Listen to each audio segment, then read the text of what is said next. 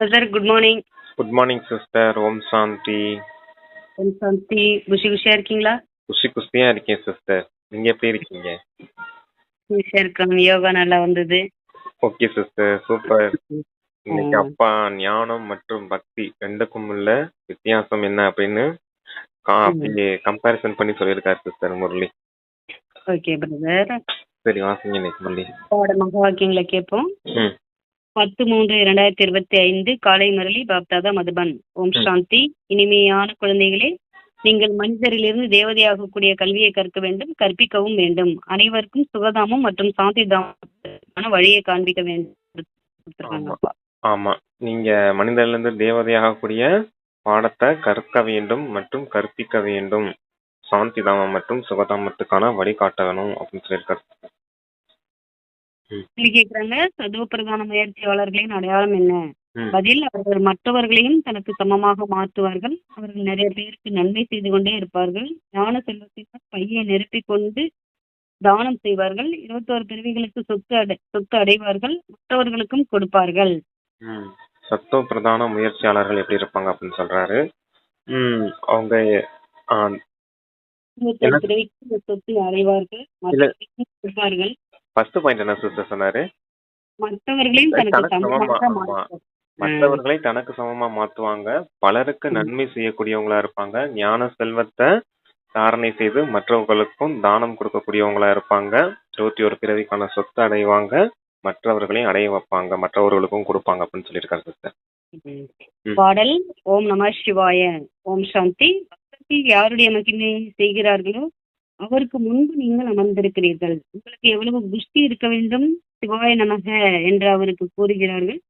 நீங்கள் வணங்க வேண்டியது இல்லை. குழந்தைகள் தந்தையை நினைக்கிறார்கள், வணங்குவதில்லை. இவரும் தந்தையே. இவரிடமிருந்து உங்களுக்கு சொத்து கிடைக்கிறது.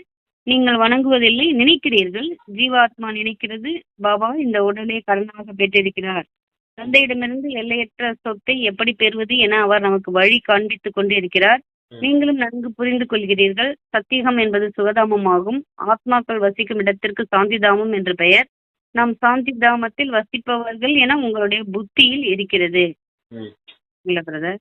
அதாவது தந்தைய நீங்க மகிமை அதாவது பக்தர்கள் வந்து தந்தைய மகிமை செய்துட்டு இருக்காங்க.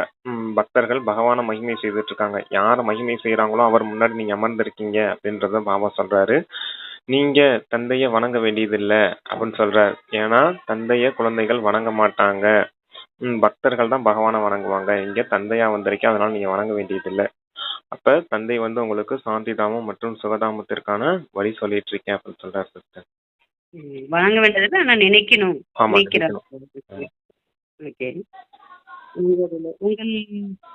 உங்களுடைய புத்தியில் இருக்கிறது. நாம் சாந்திதாமத்தில் வசிப்பவர்கள் நம்முடைய புத்தியில் இருக்கிறது. இந்த கலியுகத்திற்கு துக்கதாமம் என்று பெயர். ஆத்மாக்களாகிய நாம் இப்போது சொர்க்கத்திற்கு போவதற்காக மனிதரிலிருந்து தேவதையாவதற்காக படித்துக் கொண்டிருக்கிறோம் என நீங்கள் அறிகிறீர்கள். நாராயணன் தேவதைகள் அல்லவா? புது உலகிற்காக மனிதனிலிருந்து தேவதையாக மாற வேண்டும். பாபா மூலமாக நீங்கள் படிக்கிறீர்கள். எவ்வளவு படிக்கிறீர்களோ சிலர் படிப்பில் கூர்மையாக முயற்சி செய்கின்றனர், சிலர் மந்தமாக இருக்கின்றனர். சத பிரதானமான முயற்சி செய்பவர்கள் மற்றவர்களையும் தனக்கு சமமாக மாற்றுவதற்காக வரிசை கிரமத்தில் முயற்சி செய்கிறார்கள். பலருக்கு நன்மை செய்கிறார்கள். எவ்வளவு ஞானத்தினால் பையை நிரப்பிக் கொண்டு தானம் செய்கிறார்களோ அவ்வளவு நன்மை கிடைக்கும். மனிதர்கள் தானம் செய்கிறார்கள், அவர்களுக்கு அடுத்த பிறவியில் அல்ப காலத்திற்கு கிடைக்கிறது. அதில் சிறிது சுகம், மற்றபடி துக்கமாகும். உங்களுக்கு 21 பிறவிக்கு சொர்க்கத்தின் சுகம் கிடைக்கிறது. சொர்க்கத்தின் சுகம் எங்கே? இந்த துக்கம் எங்கே? எல்லையற்ற தந்தை மூலமாக உங்களுக்கு சொர்க்கத்தில் எல்லையற்ற சுகம் கிடைக்கிறது. ஈஸ்வரன் பெயரில் தானம் புண்ணியம் செய்கிறீர்கள் அல்லவா? அங்கே மறைமுகமாக இருக்கிறது. இங்கே நீங்கள் நேர் எதிரில் இருக்கிறீர்கள் அல்லவா? அதாவது பக்தி மார்க்கத்துல எப்படி தானம் செய்யறாங்க, இங்க ஞான மார்க்கத்துல நீங்க என்ன தானம் செய்யறீங்க அப்படின்னு சொல்றாரு. பக்தி மார்க்கத்துல தானம் செய்யறதுனால ஒரு பிறவிக்கான பாக்கியம் உங்களுக்கு கிடைக்குது அப்படின்றத சொல்றாரு. அடுத்த பிறவிக்கு நல்ல விதம் செல்வந்தர் வீட்டுல போய் பிறவி எடுப்பீங்க. அப்ப அது அல்ப காலான பிராப்தி அப்படின்னு சொல்றாரு. ஆனா இங்க தந்தை கிட்ட முழுமையா எல்லாத்தையும் சரண்டர் பண்றதுனால, உடல் மனம் பணம் எல்லாத்தையும் மொத்தமா சரண்டர் பண்றதுனால உங்களுக்கு 21 பிறவிக்கான ஆஸ்தி கிடைக்குது அப்படின்னு சொன்னார். முதல்ல பக்தி மார்க்கத்துல தந்தைய வணங்கிக்கிட்டு இருக்காங்க. நீங்க இங்க வணங்க வேண்டியதில்லை, ஏன்னா உங்களுக்கு நான் தந்தையா இருக்கேன்னு சொன்னாரு. இப்ப 2 விஷயம் சொல்லியிருக்காரு சிஸ்டர். தத்துவ பிரதான முயற்சியாளர்கள் நீங்க பாடம் கற்கணும், மற்றவர்களையும் கற்பிக்கணும். 21 பிறவிக்கான அந்த ஆசை அடைய வைக்கிறதுக்கான முயற்சியும் செய்விக்கணும். உங்களுக்கு சமமா மாத்தக்கூடிய சேவை செய்யக்கூடியவங்க இந்த சத்துவ பிரதான முயற்சியாளர்களா இருப்பாங்க அப்படின்னு சொல்லியிருந்தாரு சிஸ்டர். சரிமா? அந்த சொர்க்கத்தின் சுகம் எங்கே, இந்த துக்கம் எங்கே அப்படின்னு அழகா ஒரு கம்பாரிசன் ஒன்று கொடுத்துருக்காரு. கொடுத்துருக்கேன். தான புண்ணியம் பக்தி மார்க்கத்தில் ஈஸ்வரன் தான புண்ணியம் செய்கிறார்கள், அது அடுத்த பிறகு கிடைக்கிறது என்பதை பாபா புரிய வைக்கிறார். சிலர் நன்கு செய்கிறார்கள், தீயவை பாவங்கள் செய்கிறது, அதற்கேற்ற பலன் கிடைக்கிறது. உள்ள ரொம்ப போகுது சிஸ்டர் வாய்ஸ். அப்படியா? ஆமா, இப்ப நல்லா கேக்குது. நீங்க பக்கத்துல மைக்க வச்சு மட்டும் பேசுங்க போ. இப்போது எதிர்கால சத்தியுகத்தில் 21 பிறவிகளுக்கு சதா சுகமுடையவராக மாறுகிறீர்கள். அதனுடைய பெயரே சுகதாமமாகும். சாந்திதாமம் மற்றும் சுகதாமத்திற்கான வழி, சாந்திதாமம் மற்றும் சுகதாமம் செல்வதற்கான எட்டான வழி இதுவே. பட கண்காட்சிகளில் எழுதலாம். இப்போ கலியுகம் அல்லவா, கலியுகத்திலிருந்து சத்தியுகம், அசுத்தமான உலகத்திலிருந்து பரிசுத்தமான உலகம் செல்வதற்கான ஒரு பைசா செலவில்லாத எளிய வழி என எழுதினால் மனிதர்கள் புரிந்து கொள்வார்கள். ஏனென்றால் கல்புத்தி அல்லவா பாபா முற்றிலும் எளிதாக்கி புரிய வைக்கிறார். இதன் பெயரை எளிய ராஜயோகம், எளிமை ஞானம். சரிங்களா பிரதர்? நிறைவேற்று. ஆமா, அதாவது நீங்க அந்த சித்திரத்துல அந்த சென்டர்ல சேவை செய்றீங்க அப்படின்னா, வெளிப்புறமா போய் கண்காட்சிலாம் வைக்கிறீங்க அப்படின்னா அதுல அப்படி எழுதி இருக்கணும் அப்படின்னு சொல்றாரு. நீங்க அசுத்தமான உலகத்துல இருந்து பரிசுத்தமான உலகத்துக்கு போகணுமா, அதற்கான ஒரே வழி இதுதான். இந்த துக்கதாமத்திலிருந்து விடுபட்டு சாந்திதாமம் மற்றும் சுகதாமத்துக்கு செல்வதற்கான ஒரே வழி இதுதான் அப்படிங்கிறத எழுதி வச்சீங்கன்னா தான் உங்களுக்கு புரியும். ஏன்னா எல்லாரும் கல்புத்தி உடையவர்கள் ஆயிட்டாங்க இல்லையா அப்படிங்கிறத சொல்றாரு. இந்த வழியே, அந்த ஞானமே எளிமையான ராஜயோகம் அப்படின்றத சொல்றாரு. எளிமையான ஞானம் அப்படின்றத சொல்றாரு சிஸ்டர். அப்பா சொல்றாங்க, பாபா குழந்தைகளாகி உங்களை எவ்வளவு புத்தியாக்குகிறார். இந்த லக்ஷ்மி நாராயணன் புத்திசாலி அல்லவா, ஆனால் கிருஷ்ணரை பற்றி என்னென்னவோ எழுதியுள்ளனர். அது அனைத்தும் பொய்யான களங்கமாகும். கிருஷ்ணர் அம்மாதான் வெண்ணெய் ஆகும். கிருஷ்ணர் அம்மா நான் வெண்ணெய் சாப்பிடவில்லை என கூறுகிறார். இப்போது இதன் பொருளையும் புரிந்து நான் வெண்ணெய் சாப்பிடவில்லை என்றால் யார் சாப்பிட்டது? குழந்தைகளுக்கு பால் புகட்டுவார்கள், வெண்ணெய் சாப்பிடுவார்களா, பால் குடிப்பார்களா? பானையை உடைத்தார் என்று காட்டப்பட்டிருக்கிறது. இது போன்ற விஷயங்கள் எல்லாம் கிடையாது. அவர் சொர்க்கத்தின் முதல் இளவரசம். மகிமை அனைத்தும் ஒரு சிவபாபாவினுடையது. உலகத்தில் வேறு யாருக்கும் மகிமை கிடையாது. இச்சமயம் அனைவரும் தூய்மையின்றி இருக்கிறார்கள். ஆனால் பக்தி மார்க்கத்திற்கும் பெருமை இருக்கிறது. பக்த மாலையின் புகழ் கூட பாடப்படுகிறது. பெண்களில் மீராவின் பெயர் கூட இருக்கிறது. ஆண்களில் முக்கியமாக நாரதரின் பெயர் பாடப்பட்டிருக்கிறது. ஒன்று பக்த மாலை, இன்னொன்று ஞான மாலை என நீங்கள் அறிகிறீர்கள். பக்த மாலையிலிருந்து ருத்ர மாலையினராக மாறுகிறார்கள். பின் ருத்ர மாலையிலிருந்து விஷ்ணு மாலை உருவாகிறது. ருத்ர மாலை சங்கமத்தினுடையது ஆகும். சொல்றேன் சிஸ்டர். அதாவது லட்சுமி நாராயணன் போல நீங்க புத்திசாலியா ஆயிட்டு இருக்கீங்க. இந்த லட்சுமி நாராயணன் புத்திசாலி இல்லையா அப்படின்றத சொல்றாரு. கிருஷ்ணருக்கு மகிமை செய்கிறங்கிற பேர்ல நிறைய களங்கம் செய்திருக்காங்க அப்படின்னு சொல்றாரு. கிருஷ்ணர் சொர்க்கத்தின் முதல் இளவரசர் ஆவார்.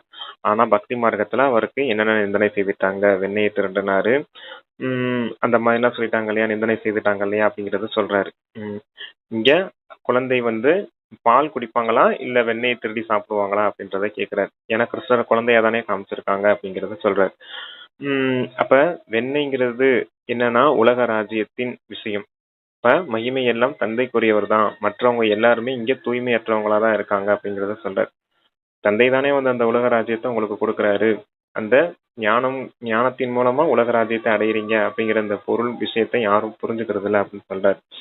அடுத்து பக்த மாலை பத்தி சொல்றாரு. பக்த மாலையில மிக முக்கியமானவங்க யார் அப்படின்னா மீரா. பெண்கள்ல மீரா, ஆண்கள்ல நாரதர் இருக்காரு அப்படின்றத சொல்றாரு. பக்த மாலையும் இருக்கும் இல்லையா, பக்தர்களுக்கான உருவாக்கப்பட்ட மாலை. பக்த மாலை மற்றும் ஞான மாலை 2 இருக்குது. ஆனா இப்ப என்ன விஷயம் இருக்குது அப்படின்னா, பக்த மாலையில இருந்து ருத்ர மாலையினர் ஆகுறீங்க, ருத்ர மாலையினர் நாளைக்கு விஷ்ணு மாலையினராக ஆக போறீங்க அப்படின்றது சொல்றாரு. பக்த மாலைங்கிறது கலியுகம் அதாவது துவாபர கலியுகத்தை வாழ்ந்தவங்களுடைய ஒரு விஷயம். அதாவது ருத்ர மாலைங்கிறது இந்த சங்கம யுகத்தின் விஷயம்.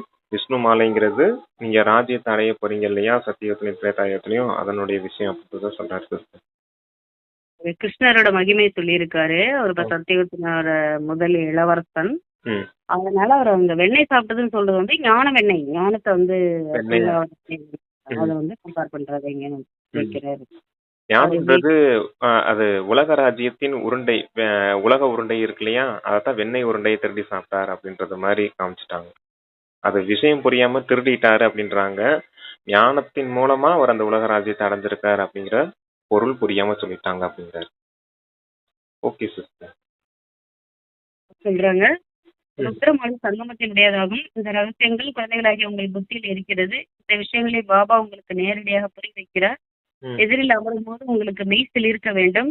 ஆகா சௌபாக்கியம், 100% துர்பாக்கியசாலியில் இருந்து நான் சௌபாக்கியசாலியாக மாறுகிறோம். குமாரிகள் காமவாளுக்கு வளைந்து கொடுக்கவில்லை, அது காமவாள் என்று பாபா கூறுகிறார். ஞானத்தின் வாள் என்கிறார்கள். ஞானத்தின் ஆயுதங்கள் என பாபா கூறியுள்ளார். அவர்கள் தேவிகளிடம் ஸ்தூல ஆயுதங்களை கொடுத்துள்ளனர். அவைகள் இம்சை கொடுக்கக்கூடிய பொருட்கள். சுயதர்சன சக்கரம் என்றால் என்ன என்று மனிதர்களுக்கு தெரியவில்லை. சாஸ்திரங்களில் கிருஷ்ணருக்கு கூட சுயதர்சன சக்கரத்தை தந்து இம்சையை காண்பித்துள்ளனர். உண்மையில் ஞான விஷயமாகும். இப்போது நீங்கள் சுயதர்சன சக்கரதாரி ஆகிறீர்கள். அவர்கள் இம்சையின் விஷயத்தை காண்பித்துள்ளனர். குழந்தைகளாகி உங்களுக்கு இப்போது சுயத்தை பற்றி, அதாவது சக்கரத்தின் ஞானம் கிடைத்திருக்கிறது. உங்களுக்கு பிரம்மாமுக வம்சாவளி பிராமண குல பூசணம் சுயதர்சன சக்கரதாரி என பாபா கூறுகிறார். இதனுடைய பொருளையும் நீங்கள் புரிந்து கொள்கிறீர்கள். உங்களுக்குள்ளும் முழுமையாக 84 பிறவிகள் மற்றும் சிருஷ்டி சக்கரத்தின் ஞானம் இருக்கிறது. முதலில் சொல்றீங்களா பிரதர்? அதாவது குமாரிகள் வந்து அந்த காம வாளுக்கு வளைஞ்சு கொடுக்கல, அதனாலதான் தேவி தேவதைகள் கையில அந்த வாளை காமிச்சிருக்காங்க. அது வச்சு யாரும் இம்சை செய்யல. இம்சை அது ஹிம்சையின் வாள் கிடையாது, காமத்தின் வாள் கிடையாது, ஞானத்தின் வாள் அப்படின்னு சொல்ற.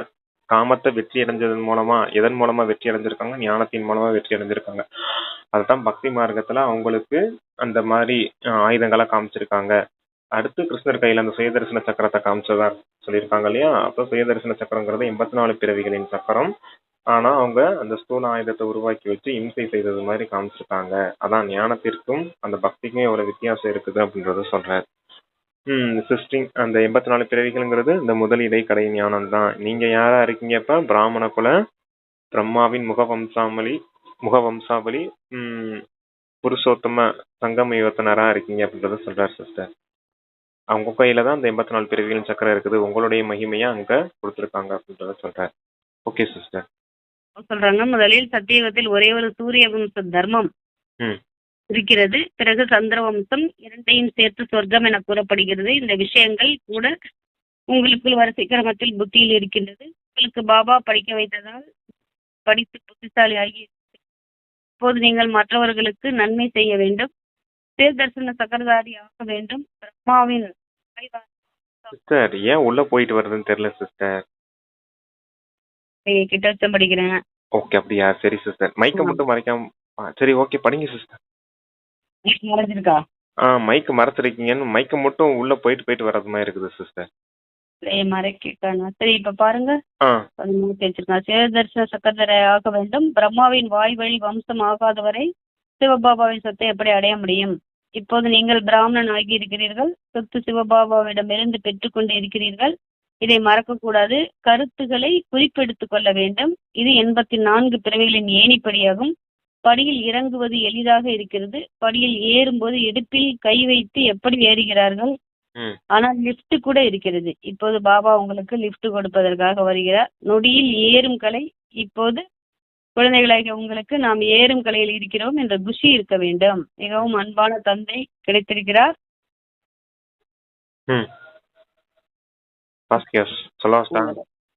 சொல்லுங்க பிரதர். அதாவது அந்த ஏணிப்படியில ஏறும் போது எவ்வளவு கஷ்டப்பட்டு ஏறுறாங்க, அது போல இப்ப ஏறும் போது கூட கொஞ்சம் கஷ்டமா தான் இருக்குது. ஆனா இறங்கும் போது வேமை இறங்கிடலாம் இல்லையா அப்படிங்கறத சொல்றாரு.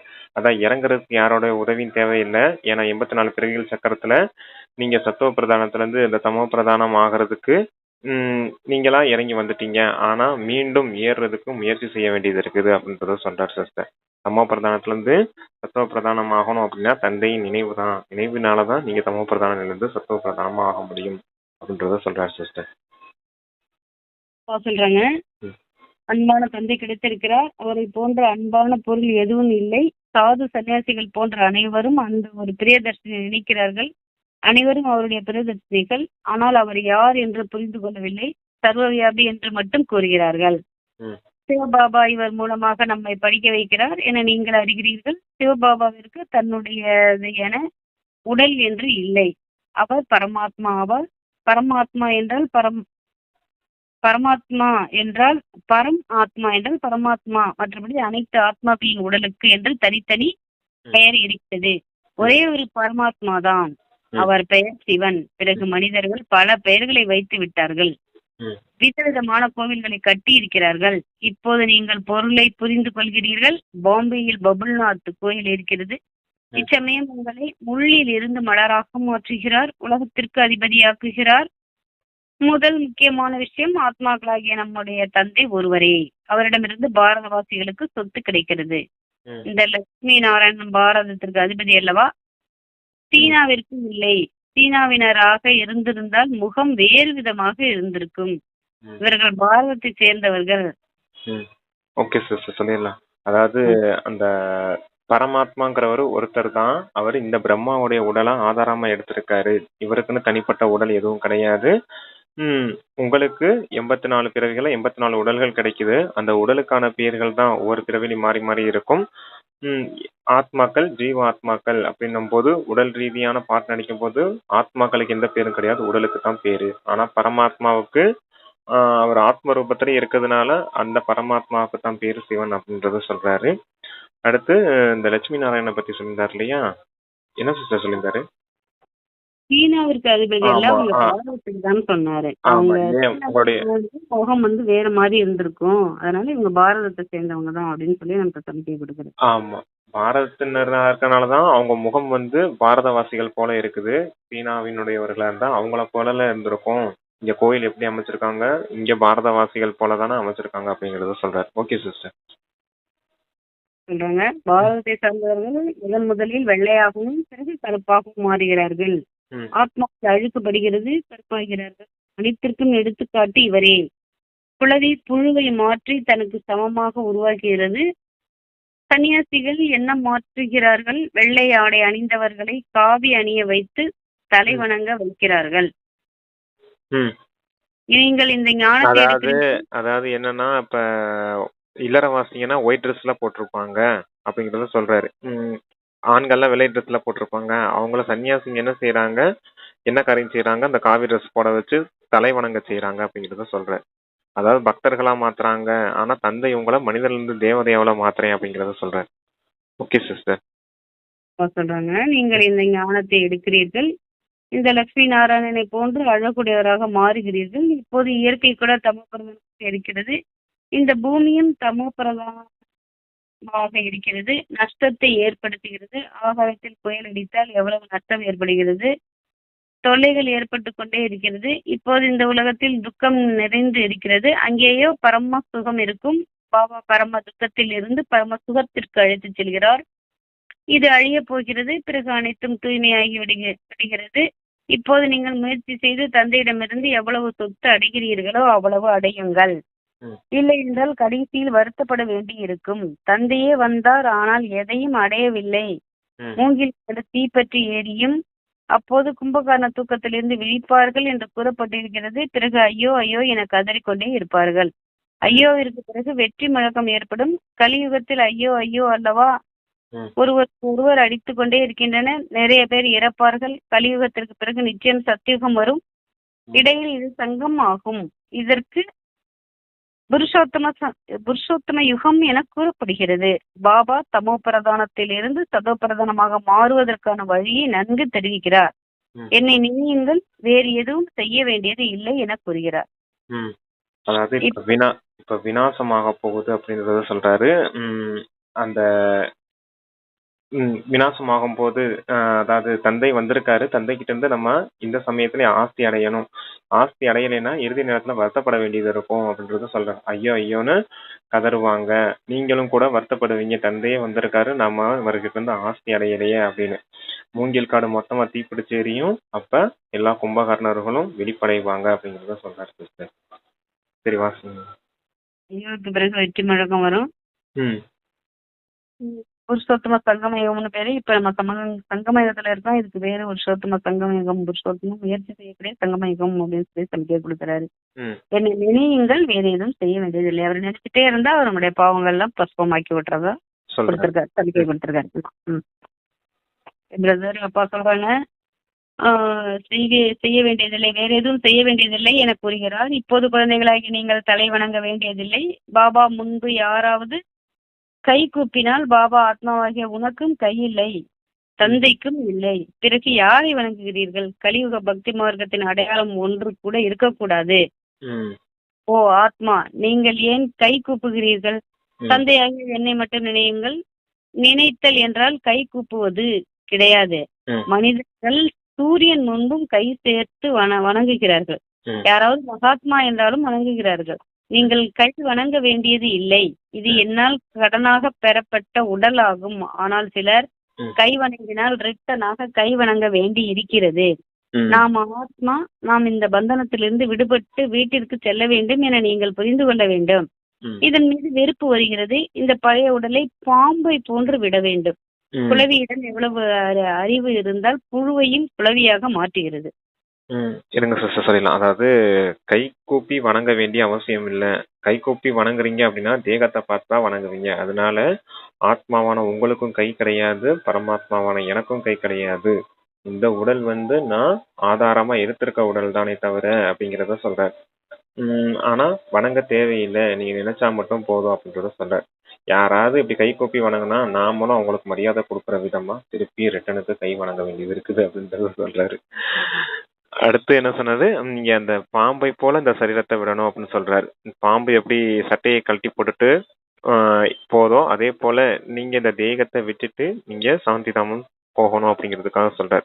தேகத்தின் மீது எந்த பற்றுதலும் இருக்கக்கூடாது. அடுத்து குளவியின் உதாரணம் சொல்றாரு. குளவி எப்படி புழுக்களை தூக்கிட்டு வந்து தன்னுடைய இனமா மாற்றுதோ அதே போல இங்க இருக்கக்கூடிய அஞ்ஞானி ஆத்மாக்களை நீங்க ஞானி ஆத்மாக்களா மாத்தணும் அப்படின்றத சொல்றாரு. அதாவது சூத்திரர்களை பிராமணர்களா மாத்தணும், உங்களுடைய இனமா மாத்தணும் அப்படிங்கறத சொல்றாரு சிஸ்டர். குழந்தைகளாகிய நீங்களும் யார் விஷக்கடலில் மூழ்கி இருக்கிறார்களோ அவர்களை அதிலிருந்து பார்க்கடலுக்கு கொண்டு செல்ல வேண்டும். செல்லுங்கள் சாந்திதாமத்திற்கு என இப்போது பாபா கூறுகிறார். மனிதர்கள் அமைதிக்காக எவ்வளவு தலையை உடைத்துக் கொள்கிறார்கள். சன்னியாசிகளுக்கு சொர்க்கத்தினுடைய ஜீவன் முக்தி கிடைப்பது இல்லை. முக்தி கிடைக்கிறது. துக்கத்திலிருந்து விடுபட்டு சாந்திதாமத்திற்கு சென்று அமர்ந்து கொள்கிறார்கள். இருப்பினும் ஆத்மா முதலில் ஜீவன் முக்தியில் வருகிறது, பிறகு ஜீவன் பந்தனத்தில் வருகிறது.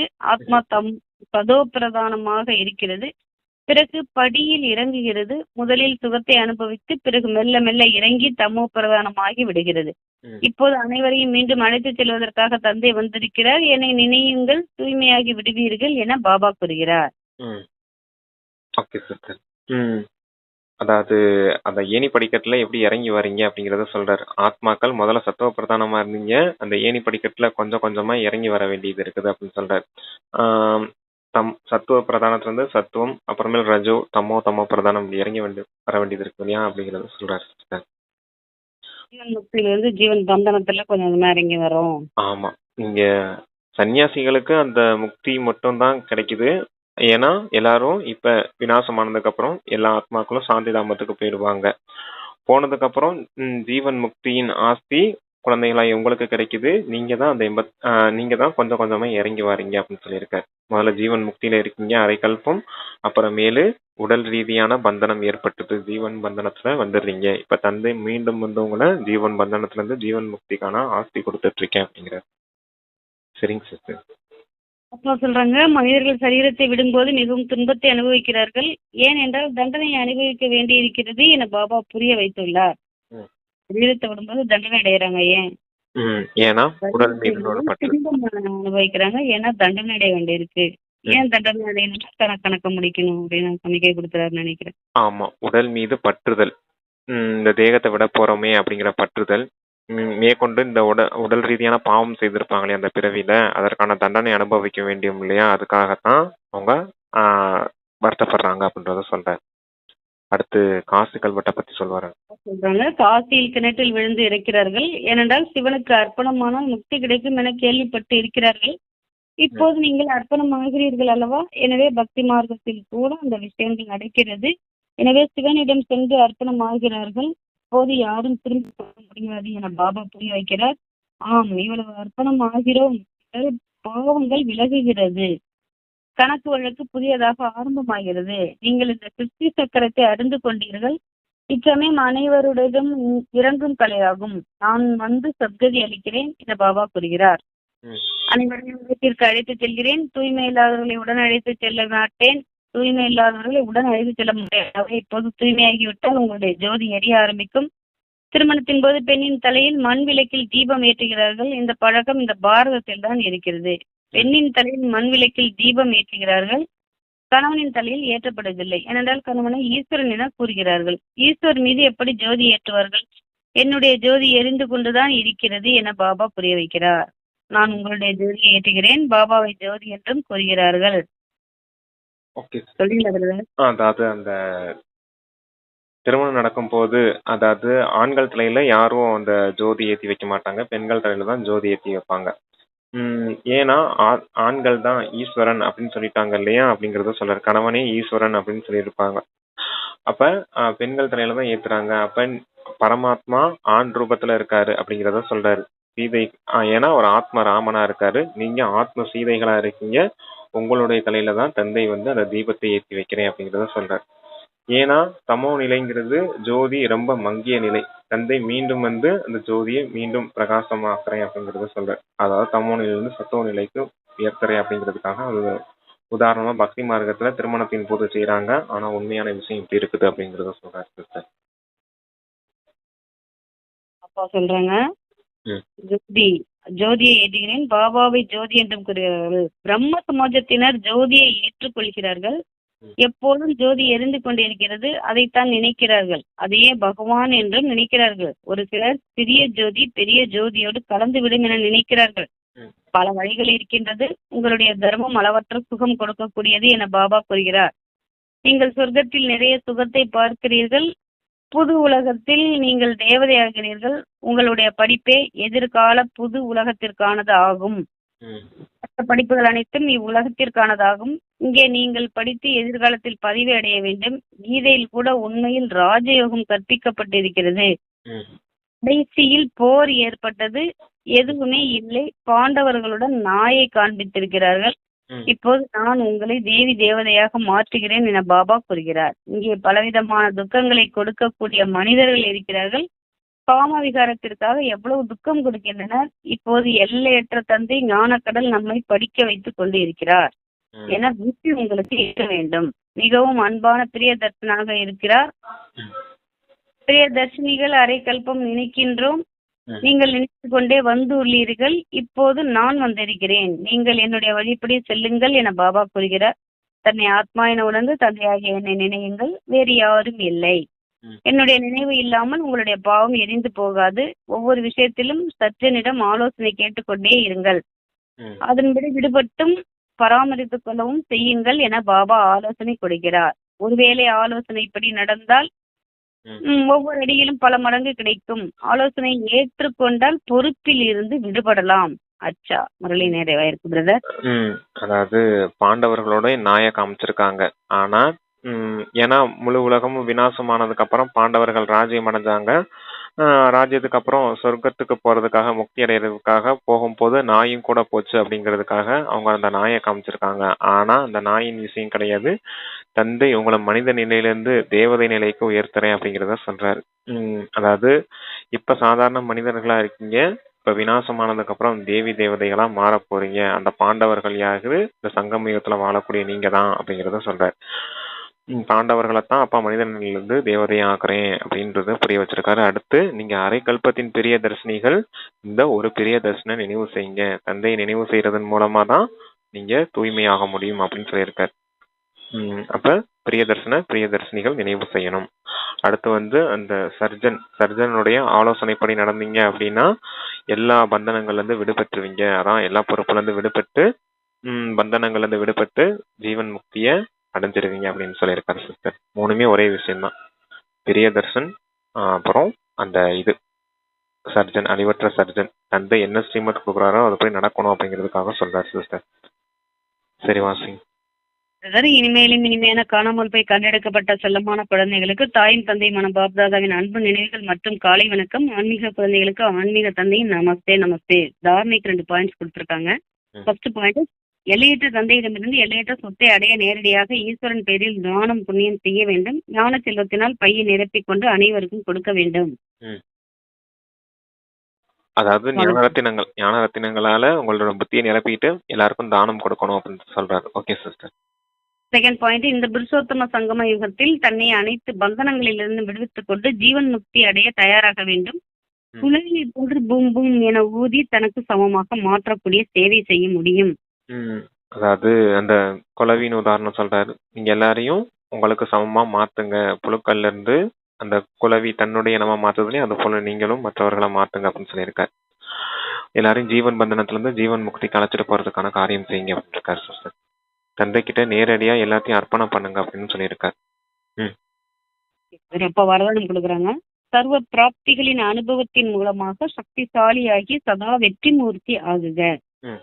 சர்வ பிராப்திகளின் அனுபவத்தின் மூலம், பிராப்திகள் எல்லாத்தையும் அனுபவம் செய்யணும். அது மூலமா சக்திசாலி ஆகணும். ம். சதா வெற்றி மூர்த்தியா இருக்கணும். ம். எவர் ஒருவர் அனைத்து பிராப்திகளின் அனுபவ மூர்த்தியோ அவரே சக்தி வாய்ந்தவர். எவர் ஒருவர் அனைத்து பிராப்திகளின் அனுபவ மூர்த்தியோ அவரே சக்தி வாய்ந்தவர். ம். அத்தகைய சக்திசாலியான சர்வ பிராப்திகளின் அனுபவி ஆத்மாக்களே வெற்றி மூர்த்தி ஆவார்கள். ம். ஏனெனில் இப்போது அனைத்து ஆத்மாக்களும் சுகம் சாந்தியின் மாஸ்டர் வள்ளல் ம். சுகம் சாந்தியின் மாஸ்டர் வள்ளல் இருந்தால்தானே அனைவரையும் திருப்தி செய்ய முடியும். ம். எப்படி அயல் நாட்டில் ஒரே கடையில் டிபார்ட்மெண்ட் ஸ்டோரில் அனைத்து பொருளும் கிடைப்பது போன்று நீங்களும் ஆக வேண்டும். பொறுமை சக்தி உள்ளது, எதிர்கொள்ளும் சக்தி இல்லை என்று இருக்கக்கூடாது. ம். சர்வ சக்திகளின் சேமிப்பு ஸ்டாக் இருக்க வேண்டும். அப்போதே வெற்றி மூர்த்தி ஆக முடியும். ம். அதாவது உங்களுக்கு எல்லா பொக்கிஷங்களின் சேமிப்பு இருக்கணும் அப்படின்னு சொல்றாரு. எல்லா சர்வ பிராப்திகளின் அனுபவம் இருக்கணும். யாருக்கு அந்த அனுபவம் இருக்குதோ அவங்க தான் சக்திசாலியா இருப்பாங்க. யாரு அனுபவ மூர்த்தியாகி சக்திசாலியா இருப்பாங்களோ அவங்க தான் வெற்றி மூர்த்தி ஆவாங்க அப்படின்னு சொல்றாரு. இதுதான் எக்ஸ்பீரியன்ஸ் மேக்ஸ் மேன் பெர்ஃபெக்ட் அப்படின்னு சொல்றாரு. அனுபவம் அப்படிங்கிறது எக்ஸ்பீரியன்ஸ். அந்த எக்ஸ்பீரியன்ஸ் இருக்கும்போது, எல்லா பிராப்திகளின் அனுபவம் இருக்கும்போது நீங்க சக்தி வாய்ந்தவரா மாறுறீங்க. சக்தி வாய்ந்தவராகும் போது வெற்றி மூர்த்தி ஆகுறீங்க அப்படின்னு சொல்றாரு. இப்ப நீங்க சுகம் சாந்தி கொடுக்கக்கூடிய மாஸ்டர் வள்ளலா இருக்கணும். சுகம் சாந்தியின் சேமிப்பு உங்களுக்கு இருக்கணும். அப்படின்னா தான் மற்றவர்களை திருப்திப்படுத்த முடியும் அப்படின்னு சொல்லியிருக்காரு. அப்புறம் அயல் நாட்டுல பாருங்க, இப்ப நம்ம நாட்டுல கூட இருக்குது. எல்லாத்துலயும் டிபார்ட்மெண்டல் ஸ்டோர் இருக்கு இல்லையா? அங்க எல்லா விதமான ஸ்டாக்குமே இருக்கும். அரிசி, பருப்பு, கோதுமை, ரவை, என்னென்ன வேணுமோ நம்ம உணவுப் பொருட்கள் தேவையான விஷயங்கள் எல்லாமே ஸ்டாக் அங்க சேமிப்பாய் இருக்கும் இல்லையா? அதே போல உங்களுக்குள்ளேயும் சர்வ சக்திகளும் சேமிப்பாய் இருக்கணும் அப்படிங்கிறத சொல்றாரு. பொறுமை சக்தி இருக்குது, எதிர்கொள்ளும் சக்தி இல்லை அப்படின்னு இருக்கக்கூடாது. எல்லா சக்திகளும், எல்லா குணங்களும், எல்லா ஞானங்களும் சேமிப்பாய் இருக்கணும் அப்படிங்கிறதுக்காக சொல்றாரு. அதான் சர்வ பிராப்திகளின் அனுபவம் மூர்த்தி ஆகும் போதுதான் வெற்றி மூர்த்தி ஆக முடியும். அப்பதான் சக்தி வாய்ந்தவர்கள்னு சொல்ல முடியும் அப்படிங்கிறத சொல்றாரு சிஸ்டர். அதான் சொல்லுங்க பிரதர்.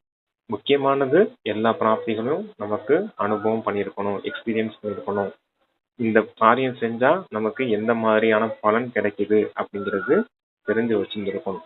தெரிஞ்சு வச்சிருக்கும் போதுதான் அதை பயன்படுத்த முடியும். அதை பயன்படுத்தும் போதுதான் காரியத்துல வெற்றி அடைய முடியும் அப்படின்னு சொல்றாரு. சர்வ சக்திகளோட சேமிப்பு ஸ்டாக் இருந்தாதான் வெற்றி மூர்த்தி ஆக முடியும். அப்பதான் மாஸ்டர் வள்ளலாவும் இருக்க முடியும். அப்படி பொறுமை சக்தி இருக்கு, எதிர்கொள்ளும் சக்தி இல்லை அப்படின்லாம் இருக்கக்கூடாது. எல்லா சர்வ சக்திகளும் ஸ்டாக் இருந்துட்டே இருக்கணும் அப்படின்னு சொல்லி ரொம்ப பயன்படுத்தி பார்க்கணும். ஒவ்வொரு சக்தியும் இந்த சக்தியை பயன்படுத்தணும்னா என்ன மாதிரி பலன் நமக்கு கிடைக்குது. அங்க பிராப்தின்னு சொல்றது உயர்ந்த பலன். பொறுமை சக்தியை பயன்படுத்தும் போது எனக்கு எந்த மாதிரி உயர்ந்த பலனை இது கொடுக்குது அப்படிங்கிற அந்த அனுபவம் இருக்கு இல்லையா? இப்படி நடந்தா நான் பாவக்கர்மம் செய்யாம இருப்பேன்.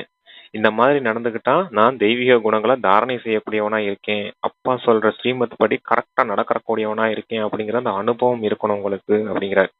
அந்த அனுபவம் தான் உங்களை அடுத்தடுத்த காரியத்துல வெற்றி அடைய வைக்கும் அப்படிங்கிறதுக்காக சொல்றாரு சிஸ்டர்.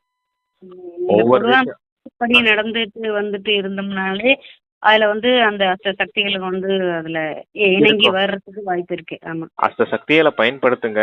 பயன்படுத்தும் போது சர்வ சக்திகளும் உங்களுக்கு ஆட்டோமேட்டிக்கா வந்துடும். அதுக்கு தான் அப்பா அந்த ஷார்ட்டா கொடுத்துருக்காரு 8 சக்திகளை பயன்படுத்துங்கன்னு. 8 சக்திகளை பயன்படுத்திங்கன்னா எல்லா சக்தியும் உங்களுக்கு சேமிப்பானது போல தான். ஆனா கரெக்டா பயன்படுத்துறீங்களா அப்படிங்கிறது தான் விஷயம். Okay sister. பயன்படுத்துக்கு ஸ்ரீமத் படி நடந்துட்டு வந்தோம்னாலே அதுல சக்திகள் வந்து இணங்கி இணங்கி வரும். அது ஸ்ரீமத் படி நடக்கிறோம்னா அந்த சூழ்நிலைகள், அந்த அனுபவங்கள், உங்களுக்கு அந்த கிடைக்கக்கூடிய பலன்கள் இருக்கு இல்லையா, அதனுடைய பிராப்திகள்லாம் உங்களுக்கு நல்ல அனுபவம் இருக்கணும். அது வார்த்தையால சொல்லி புரிய வைக்கவே முடியாது அந்த தாரணையின் விஷயத்த. அது அவங்களா முயற்சி பண்ணி அந்த பலனை அனுபவிக்கும் போதுதான் தெரியும். Okay sister. சரி வாசிங்க நீங்க. லோகன் சொல்றாங்க, மரியாதைகளே, ஸ்ரீமத் பிராமண வாழ்வின் பாதச்சுவடு. மரியாதைகளே, அதாவது ஸ்ரீமத் படி நடப்பதே பிராமண வாழ்வின் பாதச்சுவடு. அடி மீது அடி வைப்பது என்பது இலக்கை நெருங்குவது ஆகும். அதாவது ஸ்ரீமத் அதான் மரியாதை. அந்த ஸ்ரீமத்துங்கிற கோட்டு மேலேயே அடி மீது அடி அடிச்சு வச்சு போங்க. அதுதான் பிராமணர்களின் பாதச்சுவடு அப்படிங்கிறார். ஸ்ரீமத்துங்கிற ஒரு கோடு போட்டிருக்காரு அப்பா அப்படின்னா அந்த கோட்டு மேலேயே பாதத்து மேல பாதம் எடுத்து வச்சு போங்க. அப்பதான் இலக்க நெருங்க முடியும் அப்படிங்கறத சொல்றாரு. கோட்டுக்கு அந்த பக்கம் போகாதீங்க, இந்த பக்கம் போகாதீங்க அப்படின்னு சொல்றது காரணம் அதுதான். எப்படி ஒரு கயிறு சர்க்கஸ் பண்ணும்போது பார்த்துருக்கீங்களா, 2 பக்கம் கம்பி கட்டியிருப்பாங்க, நடுவில் ஒரு கயிறு கட்டியிருப்பாங்க பார்த்துருக்கீங்க இல்லையா, அந்த கயிறு மேலேயே நடந்து போவாங்க. எவ்வளோ கஷ்டமான விஷயம் அது. லைட்டாக பேலன்ஸ் மிஸ் ஆனாலும் விழுந்துருவோம் இல்லையா, அது போல நீங்கள் பேலன்ஸாக அப்பா போட்ட அந்த ஸ்ரீமத்துங்கிற கோட்டு மேலேயே அடி மீது அடி எடுத்து வச்சு போங்க. அப்போ தான் உங்களால் கரெக்டாக இலக்கை நெருங்க முடியும் அப்படின்னு சொல்கிறார். ஸ்ரீமத்தை விட்டு இந்த பக்கம் அந்த பக்கம் போகாதீங்க அப்படிங்கிறார். Okay sister. அவ்வியக்த சமிகை கொடுக்குறாங்க. சத்தியம் மற்றும் பண்பு நிறைந்த கலாச்சாரத்தை தனதாக்குங்கள். சத்தியமும் நாகரிகமும் தனது பண்பாக்குங்கள்.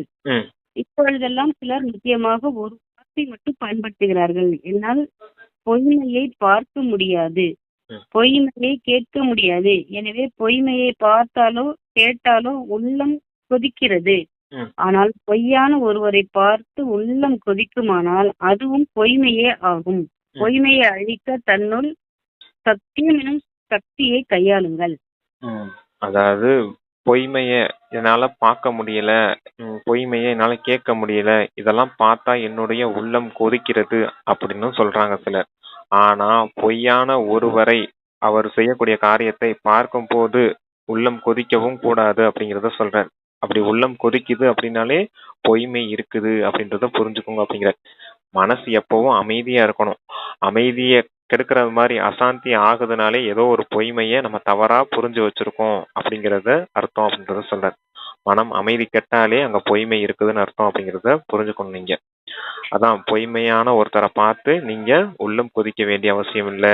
உள்ளம் கொதிக்குதுன்னா அங்க பொய்மை இருக்குதுன்னு புரிஞ்சுக்கோங்க அப்படின்னு சொல்றாரு. சத்தியத்தின் தாரணை மூலமா அந்த பொய்மையின் விஷயத்த அழிச்சிடுங்க அப்படின்னு சொல்றாரு சிஸ்டர். அதான் எவ்வளவு பொய் அந்த சத்தியத்தை மூடி வச்சிருந்தாலும் அந்த சத்தியம் ஒரு நாள் வெளிப்பட்டே தீரும் அப்படிங்கிறத சொல்றாரு. சத்தியம்ங்கிறது நெருப்பு போல, பொய்மைங்கிறது அந்த குப்பை போல. குப்பை நெருப்பு மேல எவ்வளவு குப்பையை போட்டு வச்சாலும் என்ன ஆகும்? அந்த நெருப்பு அந்த குப்பையை பூரா எரிச்சிட்டு மறுபடியும் அது தன்னுடைய சொரூபத்தை வெளியே காட்டும் இல்லையா, அது போல சத்தியத்தை தாரணை செய்யுங்க.